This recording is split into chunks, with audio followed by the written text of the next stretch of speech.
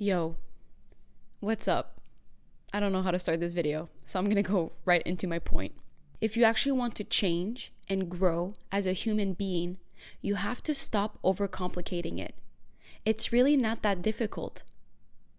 All you have to do is to do whatever you need to do, but don't feel like doing. It's that simple. So whenever you feel like something is difficult and you don't want to do it, but you know you have to do it, you have to do it anyways. I'm going to give you a trivial example in my life that happened the other day. If you don't know me, I'm a pro athlete. So I play soccer for a living, and we travel almost every other weekend. And we travel all across the United States. Sometimes our whole day is spent traveling, which happened last weekend. And when I came back from Portland, we left at 9 a.m. that morning, and I got home at 10:30 p.m.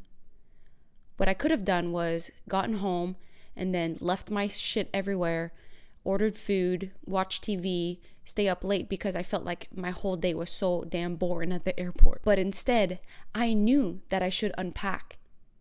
Unpacking was the move to make if I wanted a better future for myself. I did not feel like unpacking, but I did it anyways. I put all my makeup stuff away. I put my dirty clothes in the laundry. I unfolded my clean clothes. I put stuff away. Unpacking sucks, but I did it anyways. I could have ordered food as well, not because I was hungry, but because I was bored and I wanted something like dopamine to make me a little bit more excited to compensate for my boring day. But I knew I wasn't hungry and I knew I would regret eating late at night. So I made myself tea. And then I could have watched TV. I was finally home in my living room on my couch. And instead, I went in my bedroom, I journaled, I read, and I prepared my day for tomorrow. Did I feel like doing any of the things that I did? Fuck no. I did not want to do any of that. In fact, I felt like a lot of uncomfortable suffering before I even did it. But that's exactly the cue for you to do it anyways. Not only am I doing it for my future self, and that I know that future self will be proud of me and will love me for have done that, but also I'm doing that to change that identity I have about myself. I want to view myself as someone that is productive, that is self-disciplined, that can do hard things. And the only way that I can view myself is if I do those things. It doesn't have to be the most grandiose gesture for you to change yourself. It's by doing the little things properly. It's by proving yourself with the little details, the small actions every single day. I need to practice what I preach, because why would I come on here on YouTube trying to make you self-improve if I don't do it myself?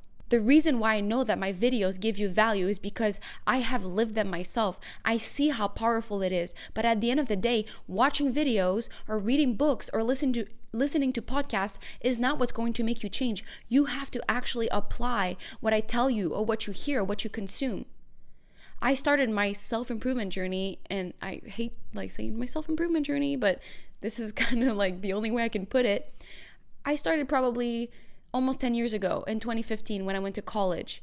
It was when I met my ex. He had a huge impact on my life. He was a great man. And he was a great man. We were in college.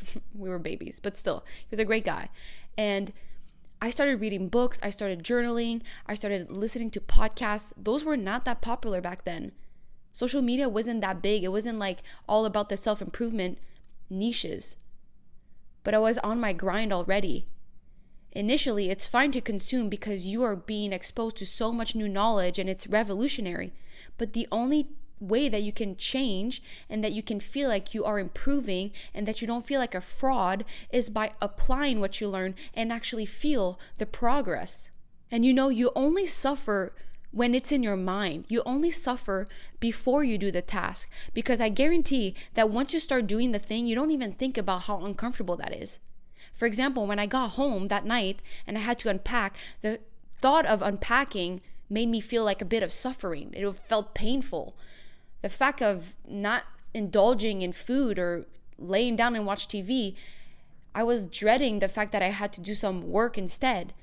But once I started unpacking, momentum kicks in. You get dopamine because you can see yourself in action doing progress. this is your sign for you to actually do the steps that you know you need to do. If you want to enter a higher version of yourself, you need to let go of an older version of yourself, and that version is associated with certain behaviors. If the ideal version of you is self-discipline, you right now have to be self-disciplined if you want to become self-disciplined. We can't just be delusional and think about who we want to become without actually trying it. One of my biggest insecurities is that I wasn't intelligent, that I wasn't smart, because in school I had to work hard to have good grades. And it had this like rooted anxiety. It was like a fixed mindset that I had. But if I had to prove myself differently, I had to try. I had to commit to learning. Something that I do right now is that I'm learning a new language. It's really hard because I feel like I'm having tons of projects right now. I have this self-improvement challenge coming up that I hope to see you there. I have this YouTube channel. I'm a professional athlete. I have responsibilities as an athlete outside of sports. There's a lot that's going on in my life, and now I'm trying to learn a new language. I'm doing that for so many reasons. I'm learning the language not only to cultivate my intelligence, but I just want to prove to myself that I can learn anything I put my mind to. I don't think intelligence is a thing that you are book smart or you just remember things by heart. It's by doing things and acquiring new skills and expanding your mind. And it's also just your ability to learn, to have your brain be neuroplastic. I want to prove to myself that whatever I put my mind to, I can achieve it. So I'm challenging myself with that language. And I'm holding myself accountable. I have a tutor. We meet up a couple times a week and we go over some exercises. We speak. It's really hard, but that's how I grow. I challenge myself. And that's why I'm excited for this self-improvement challenge coming up, because you grow so much from a challenge.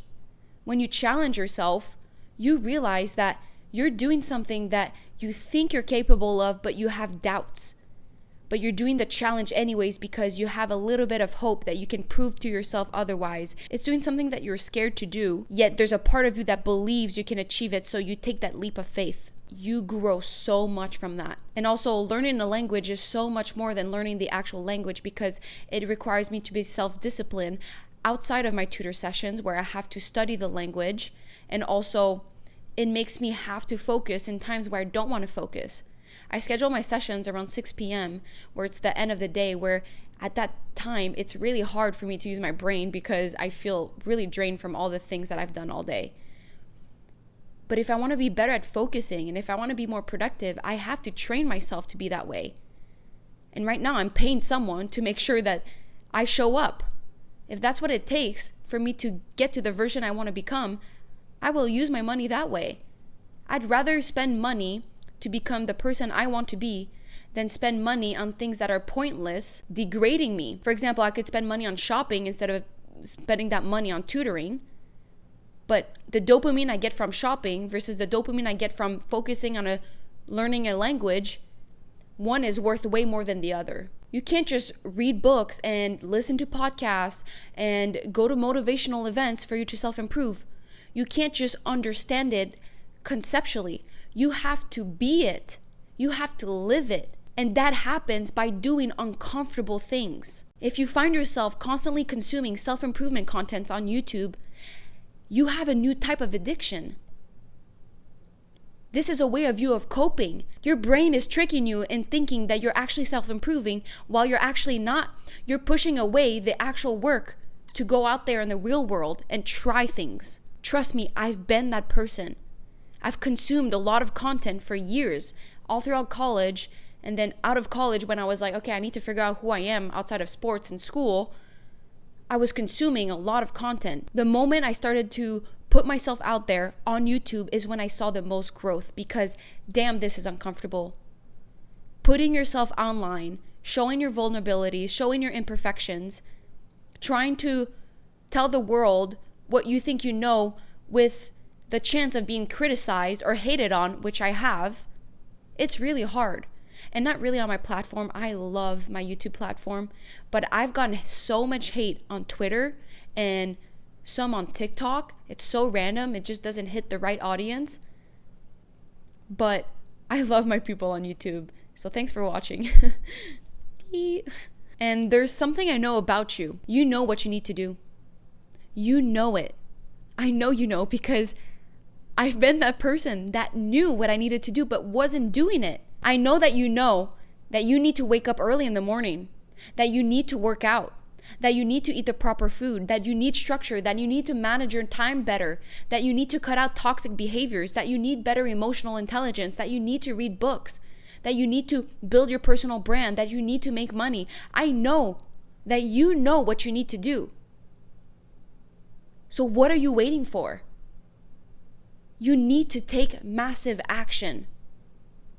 If you're really serious that you want to grow as a human being, you need to do the behaviors that will make you grow. Please do not regret it. Please do not regret a year from now from not having started today. Self-improvement is not just like this sexy concept. It's real. It's improving yourself. And I know it's gotten so oversaturated that it feels like it's losing its meaning, but you should not fall into that trap. Improving yourself is a beautiful thing. It's because you love yourself and you require better for yourself because you know you have potential. You know you can have an impact. You know you're meant for greatness. But that is all talk. You need to walk your talk. Self-improvement is a verb. It's an action. It's something that you do. And there are multiple layers to self-improvement.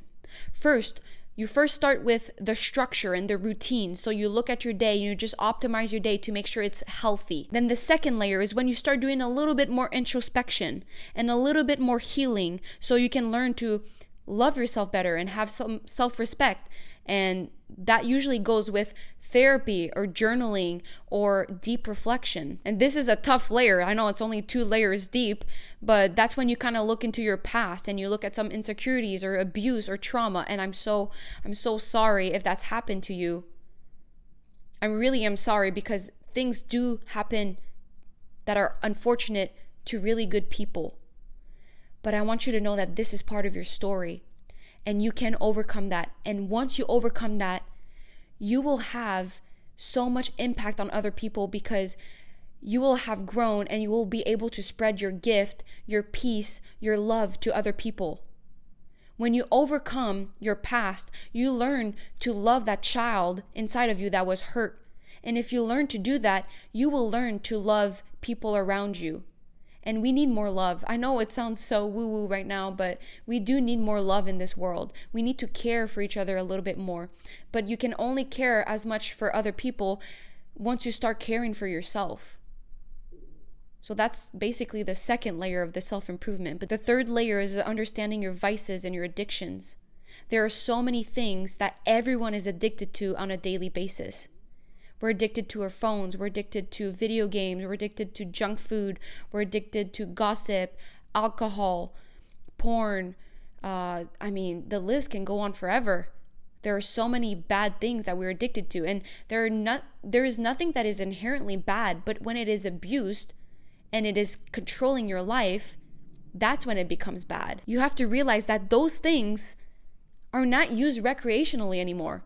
They're there because they're trying to numb your past. They're there because they're trying to make you escape from your pain. That's why once you face your past, you realize you do a lot of behaviors that are addictive, that are only there to cope with what has happened in your past. But the moment that you can free yourself from your past, you allow yourself to grow into a better future.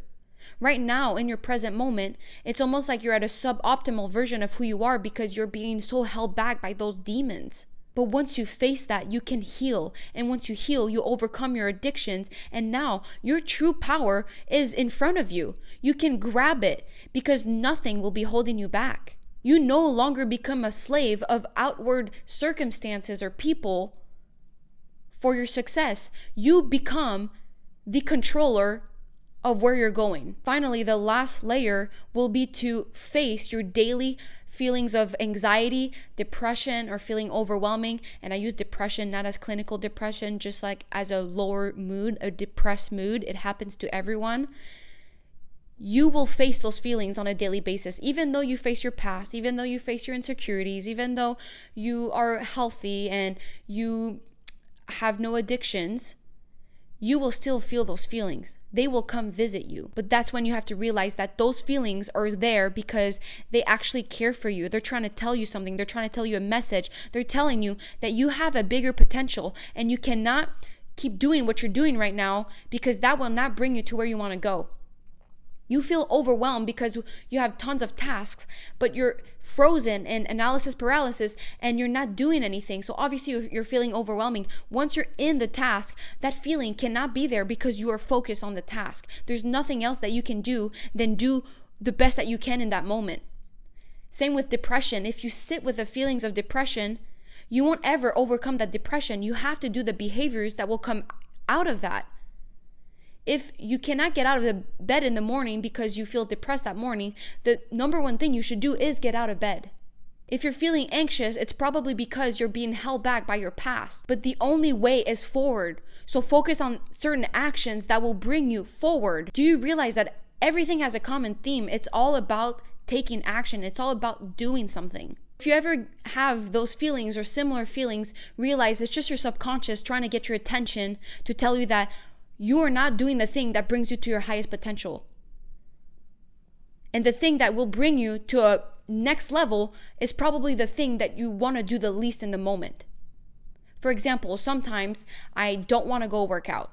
I know that it's something that I need to do, but it would be extra. But it's like if I do it, it would make me perhaps stronger or faster. So it would be a bonus in my life. But I don't feel like doing that extra work. Then I'll be in my apartment and I'll feel anxious and I'll walk around, feel restless and can't focus on my work because I know deep down that I should be working out. I got to put everything aside and just put my shit on and just go to the gym.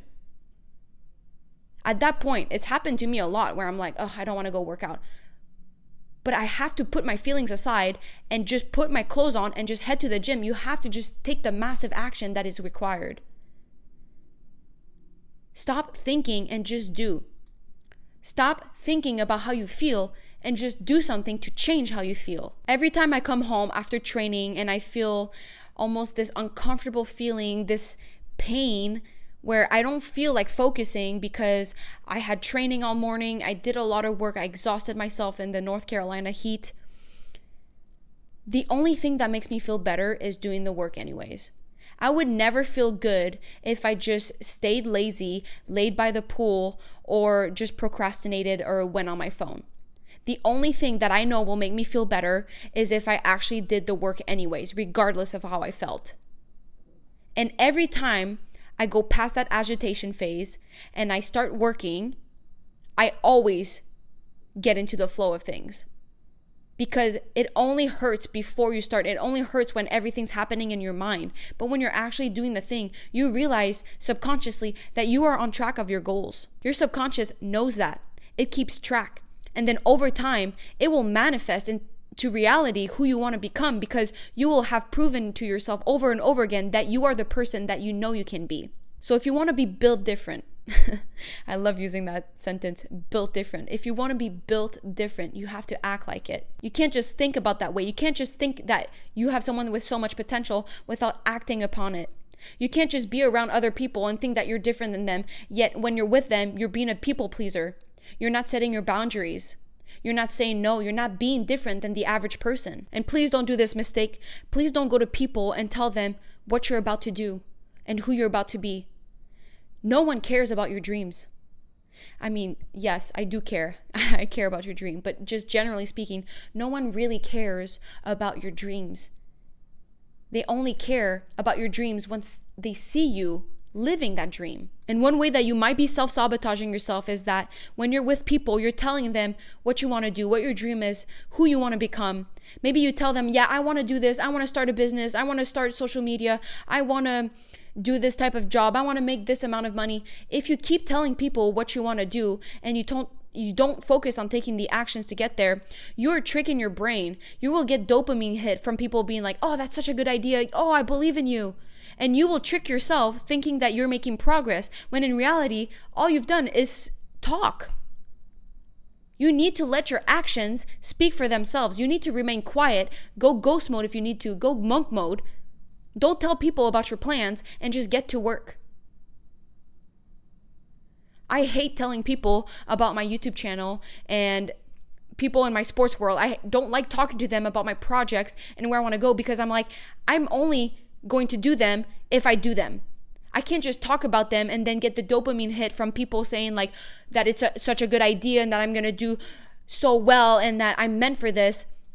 That will just trick my brain that I'm making progress when I'm actually not. Doing the self-improvement challenge in July is something that I'm so excited about, because this is finally me getting out of my comfort zone. Doing my YouTube videos, it's uncomfortable in the way where I don't feel like doing it, like I don't feel like focusing, but it's not as uncomfortable as putting myself on camera like it was at the beginning. This is kind of getting easier. But this challenge, this is so different. This is where I really interact with you, my subscriber. This is where I interact with other high achievers and people that are serious about their self-improvement, and that people want to follow my movement because they respect me, and I have to deliver on that value. I have so much more pressure, but I embrace it because I know that I will grow from this. I didn't tell anyone I was going to do this challenge. I didn't tell any of my friends. I just showed up one day and did the announcement, and this is what I'm doing. So on this note, I hope you get out of your comfort zone and you start taking action. That's all I'm asking for you. So if you watched the video until the end, put a gorilla emoji in the comments, because you are built different, okay? I want you to be built different, and I want you to leave this video and do one action that is going to bring you towards your higher self. You got this. You got to get started, and it starts right now. Get after the life that you want. I believe in you. I love you. And I will see you very soon in a new video. And please join the self-improvement challenge if you're serious about your growth. Mwah. Love ya.